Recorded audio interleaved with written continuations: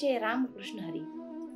आज आपण सार्थ श्री ज्ञानेश्वरी अध्याय 10 ओवी क्रमांक 76 या ओवीचा थोडक्यात अर्थ पाहणार आहोत। ओवी अशी आहे, तो पाषाणा माझी परिसू, जैसा रसा अंतु सिद्ध रसू, तैसा मनुष्या आतू तो अंशू माझाची जाणू। अतिशय सुंदर अशी ओवी आहे आणि ओवीचा थोडक्यात अर्थ असा आहे की ज्याप्रमाणे सर्व दगडांमध्ये परीस हा सर्वात श्रेष्ठ आहे, त्याचबरोबर सर्व रसांमध्ये अमृत रस हा श्रेष्ठ आहे, त्याचप्रमाणे मनुष्याच्या देहामध्ये असलेला आत्मा हा सर्वात श्रेष्ठ आणि ईश्वराचा अंश आहे।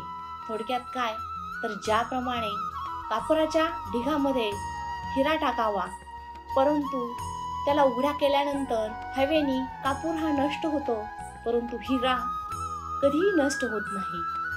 त्याचप्रमाणे हा मनुष्य देह नाशवंत आहे, परंतु त्याच्या ठिकाणी असलेला आत्मा हा अविनाशी आहे। ज्याप्रमाणे सर्प चंदनाच्या झाडावरती वास्तव्यास असतो, त्याचे राहण्याचे ठिकाण ते असते, परंतु त्या चंदनाच्या झाडाला काही कारणास्तव आग लागली असता तो सर्प ते चंदनाचे झाड सोडून निघून जातो।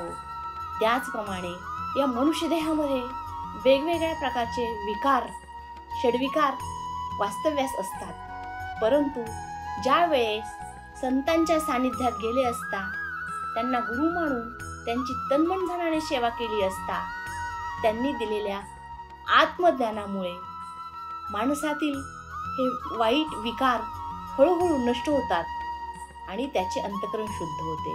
आणि अशा शुद्ध अंतःकरणाने ज्यावेळेस तो भगवंताची भक्ती करतो, त्यावेळेस निश्चितच प्रत्येकाच्या ठिकाणी असलेला आत्मा हाच ईश्वराचा अंश आहे याची त्याला जाणीव होते। जय जय रामकृष्ण हरी।